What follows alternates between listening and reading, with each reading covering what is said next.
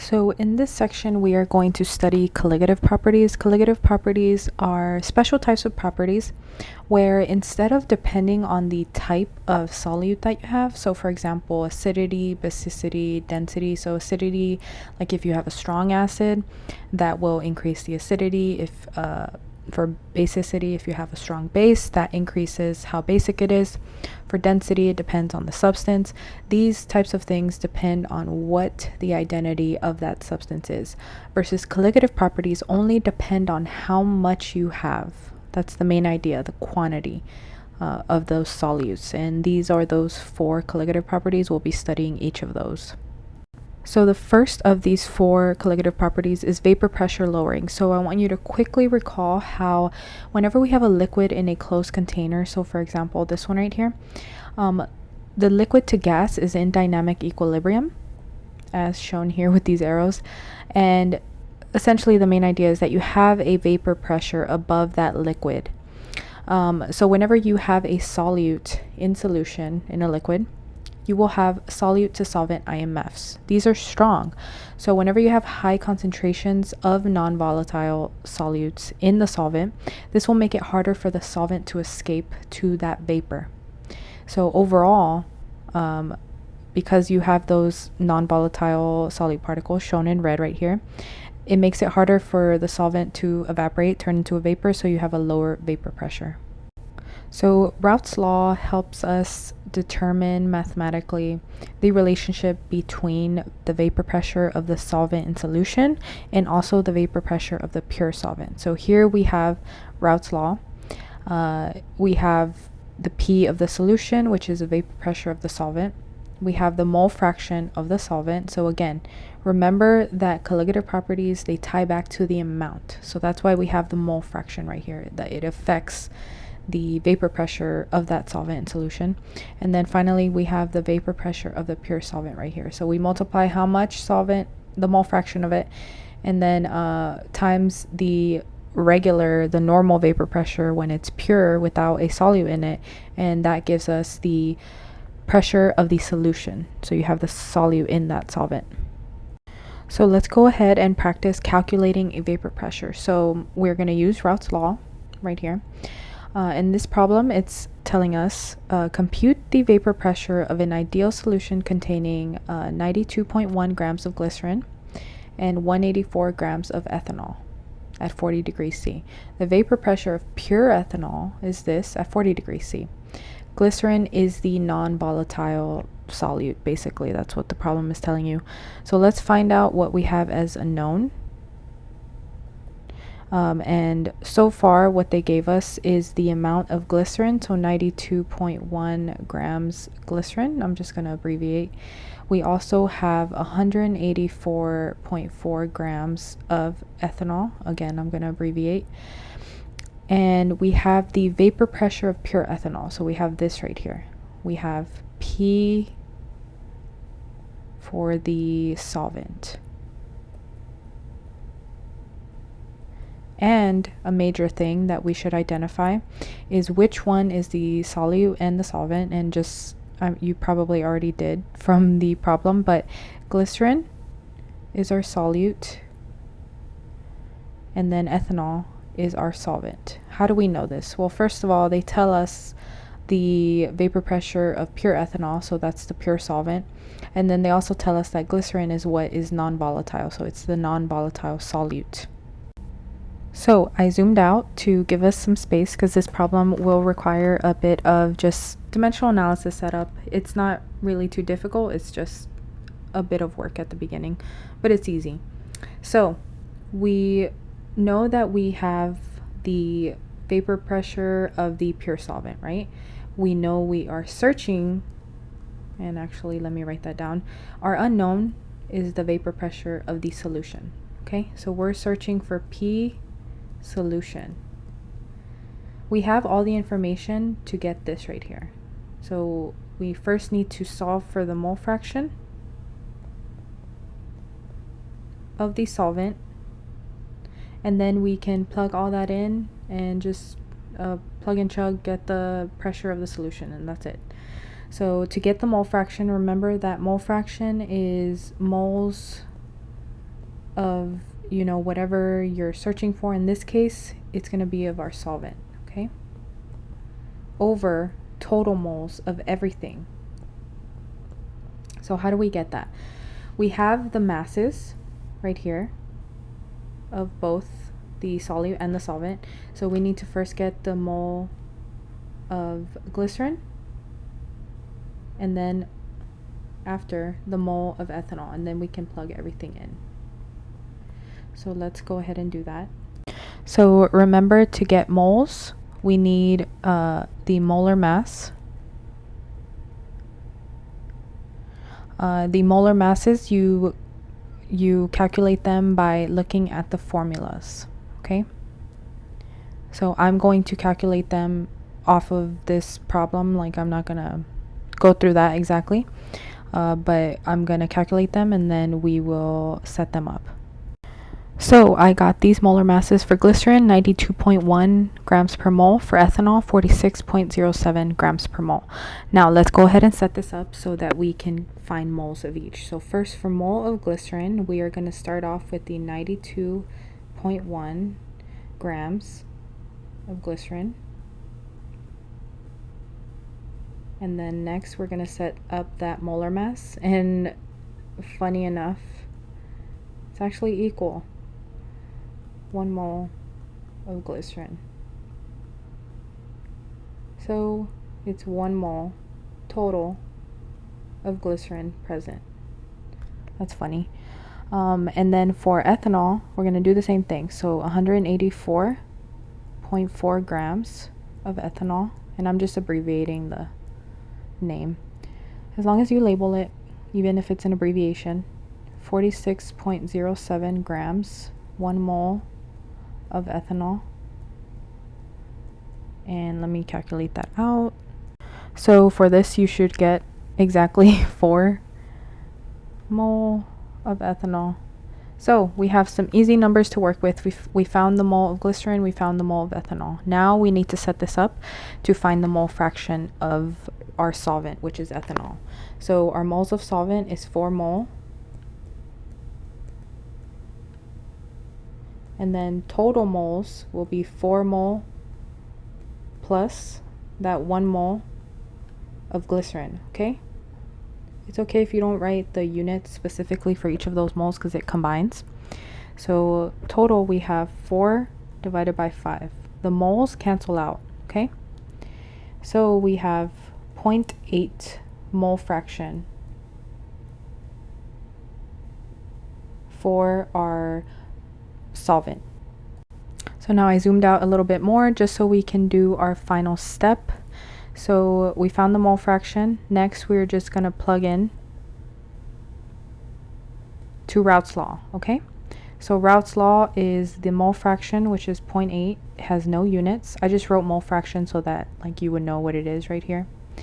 And then we need to multiply times the pressure of the solvent, which was up here, 0.178 atm. This multiplication of these two numbers will give us the vapor pressure of the solution. So you should get 0.1424 atm. Let's figure out how many sig figs we should get. So I would say this ends up being 3 sig figs, so 0.142 atm. Now, to check yourself, think about the main idea of this colligative property, lowering of vapor pressure when it's a solution. Your vapor pressure that you calculate anytime with Raoults Law should be lower than the one you started off with. So the one we started off with was 0.178 atm, and now we have 0.142 atm for the solution. So this makes sense, this checks out. So double check yourself in that way. So you may have noticed that Henry's Law and Raoults Law both kind of look alike. And if, you know, corporate were to ask you what the differences are, you would probably be like, I don't know. They look the same. They look like they calculate the same thing. So I just want to point out, Henry's Law is to calculate the solubility of a gas in solution. Okay.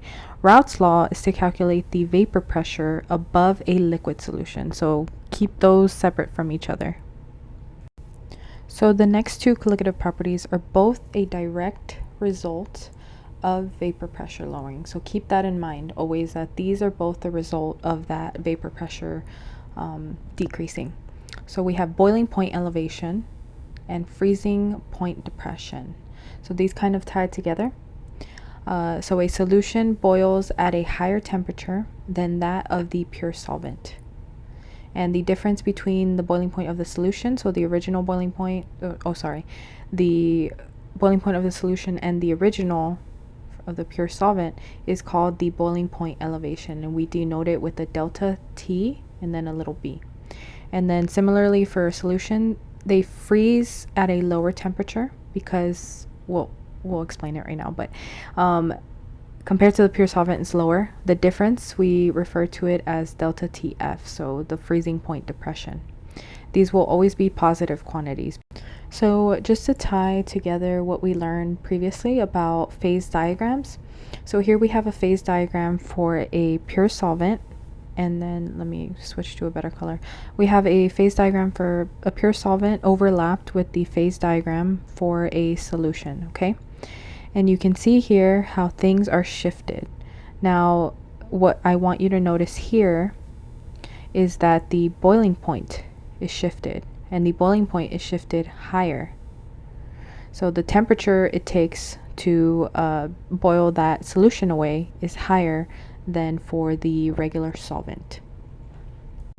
And just to tie it together with this meme, so this is Salt Bay, right? So he's adding salt, right? So whenever you add salt to water, for example, if you try to boil it, it'll take longer because the boiling point is higher. So that's why I added that meme.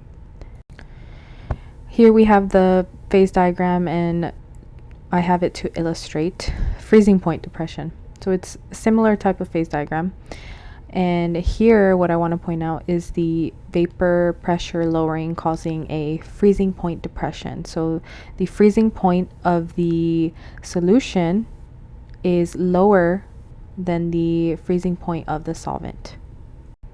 So we have some mathematical relationships between boiling point elevation and also freezing point depression, or to calculate things about this.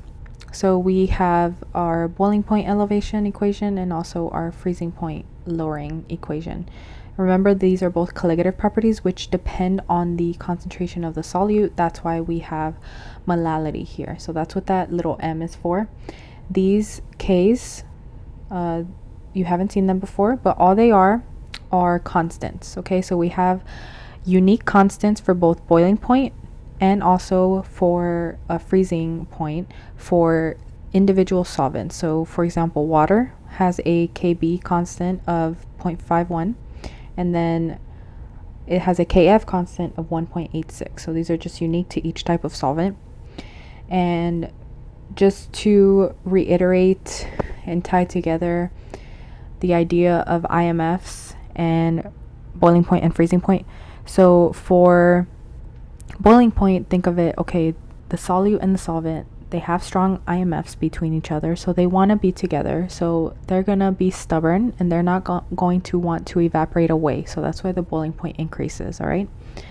For freezing point, it's kind of less intuitive in that sense.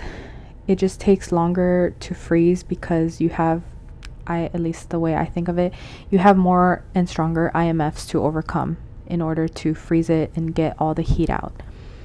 I do also want to relate a real life example to the freezing point. So think about how if you place a bottle of, alcohol, alcohol that you can drink, either a bottle or liquor, whatever type of solution it is, liquor or regular beer or something.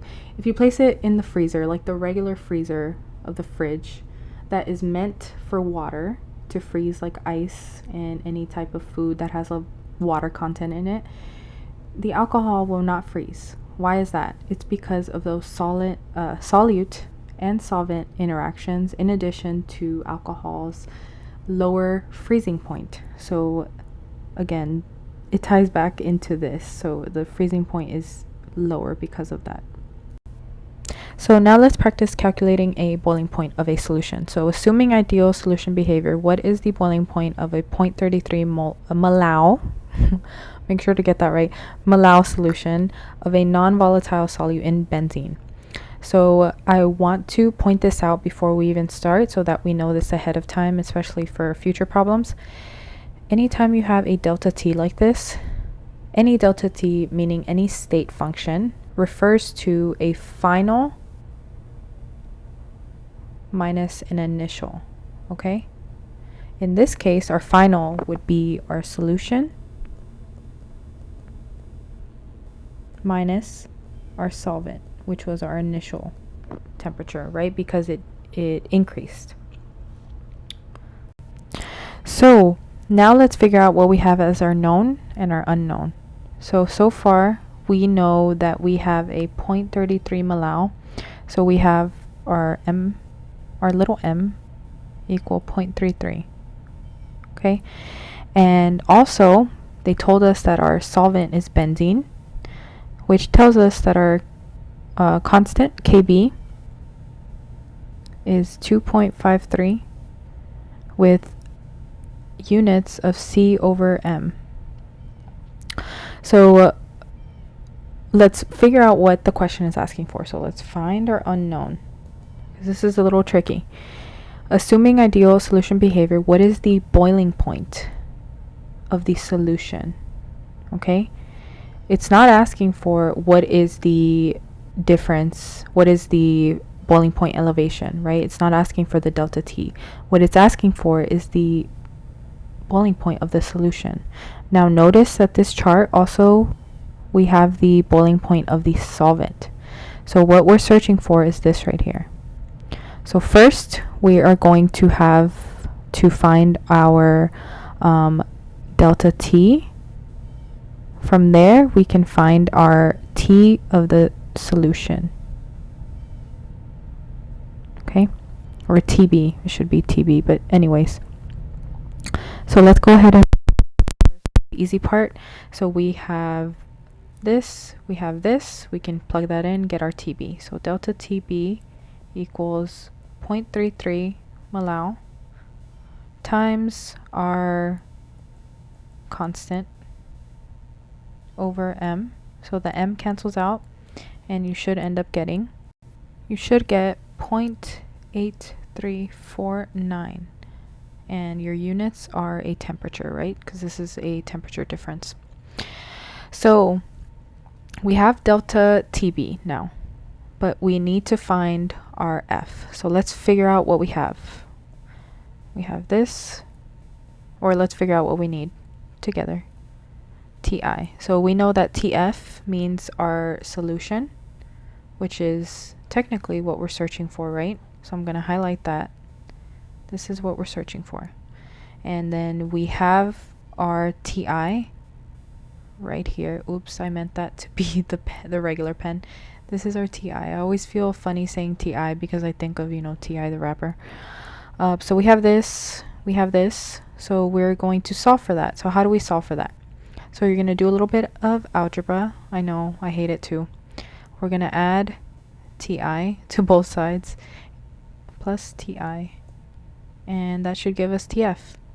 So now we have Tf. I'm just turning it around, making it look nice. So it should be Tb plus Ti. So let's go ahead and fill that in. So my Tf should be our delta Tb, which is 0.8349 plus our 80.1. And I got this again from that normal boiling point given for the solvents. And from this you should get 80.9349 degrees C.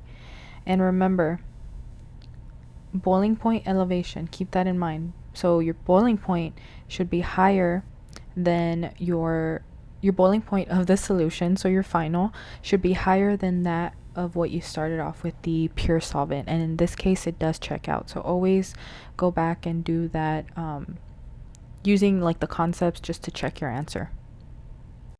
So I zoomed out because I already know this problem is going to require a lot of space. Hopefully it's not too small for you to see. But in this problem, again, we're calculating the BP of a solution, but we're starting off in a different place. Now, we see that in the problem, it asks, find the boiling point of the solution of 92.1 grams of iodine in 800 grams of chloroform, assuming that iodine is non-volatile and that the solution is ideal. Okay, so it gives us some more information compared to the previous one. The previous one just gave us a molality, so we already had that done. Now in this case, it gives us both grams of iodine and grams of chloroform. Now first, let's figure out what is the solute and what is the solvent. So it tells you that iodine is non-volatile, so automatically anytime you hear non-volatile, it's referring to the solute. So iodine is our solute, and then chloroform is our solvent. So we know that we are going to need this information in reference to our solvent, all right? So again, this problem, for our knowns, we have our 92.1 grams of iodine, and we also have our 800 grams of chloroform, CHCl3. Another thing we have is the boiling point and also the KB, or sorry, the boiling point of just regular solvent chloroform and also the KB for this. So those are also two knowns, all right? So now we need to determine how to solve this. And luckily, we have this nice little diagram from the book. So we're starting off with our mass of iodine. We will convert to moles of iodine in order to first get the molality, right? Because let's look at what we have in terms of this equation. We have our KB that's given on the table right here. We do not have our M, our molality, but we can calculate for that. So that's why we're finding that first. From there, we will get our delta TB. And then just how we did in this previous problem, we will find our boiling point from there, okay? So our first job is to find the molality of the solution. Molality is moles of solute over kilogram of solvent. So let's find out how many moles of solute we have. So we're starting off with 92.1 grams of iodine. The molar mass of iodine is 253.8 grams per mole. And you can just look at the periodic table. You can Google that. In a test, I will most likely give it to you, but if I don't, like I said, just look it up on the periodic table. So in this case, we would take the mass of iodine, multiply by 2. That's how you get the 253. So we're going to set that up. So we're essentially dividing by that molar mass to get moles of I2. So we cross out grams, and this should give us 0.3628. I'm just going to cut it off there. Mole I2. Okay, so far we have this. We're good with the mole of solute. Now we need to find kilograms of solvent. So this part is a little bit easier. So we're starting off with grams of chloroform, CHCl3, and we just need to convert to kilograms. So 10 to the third grams are present in 1 gram. Sorry, in 1 kilogram. So basically we're dividing by 1,000, and what that gets you is this. So we have that many kilograms. So now we are ready to find the molality. That's our very first step. 0.3628 mole of I2 divided by that 0.8 kilogram of solvent, which is our CHCl3. So this should give us 0.4075 as our molality. So now we have molality, right? We finished step 1. We need to find the change in boiling point now. So I'm going to move over here. So number 2, we're finding the delta TB. To do that, we are multiplying the molality we just got, times, and sorry that I'm going over to the bottom, but times our KB, which is 3.63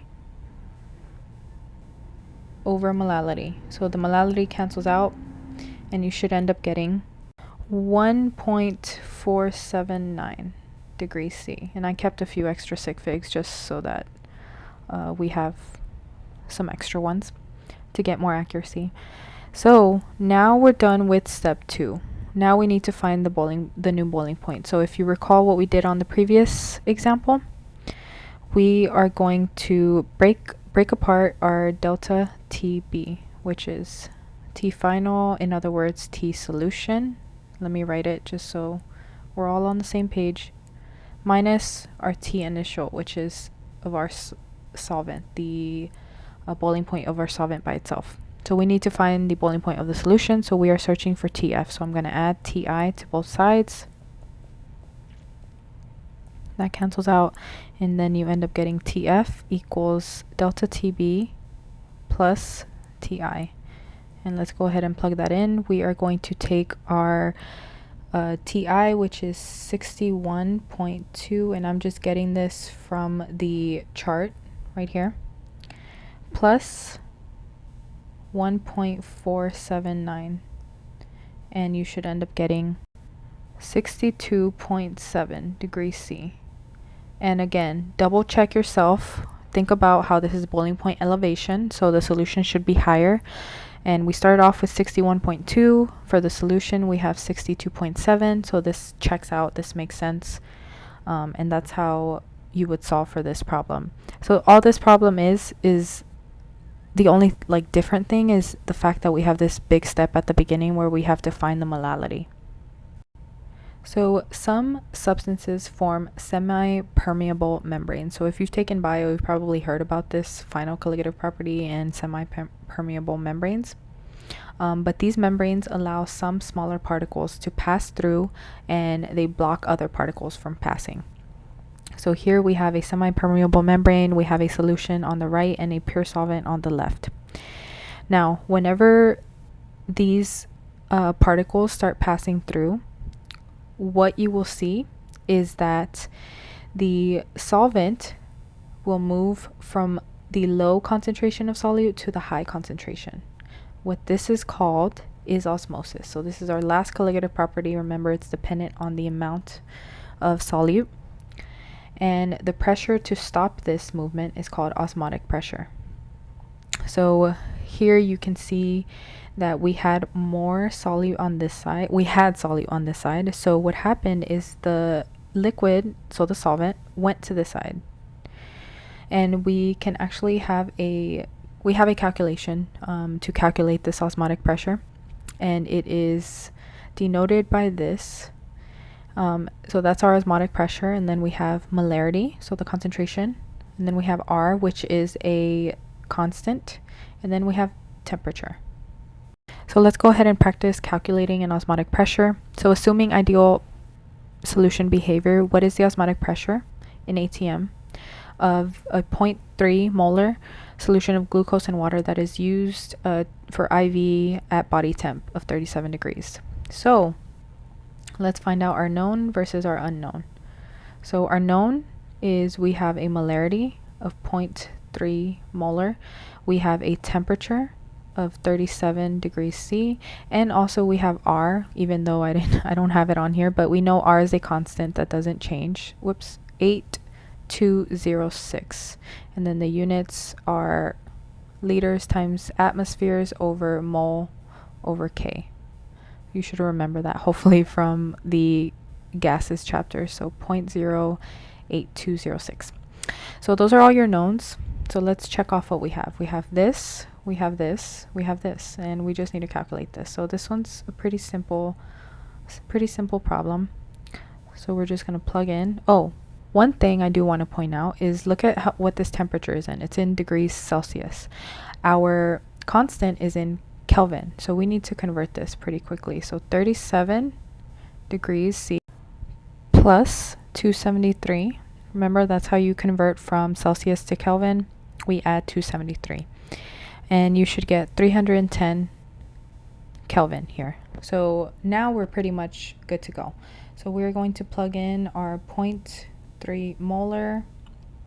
We're going to plug in our 310K and then our gas constant. Liters ATM and then mole over K.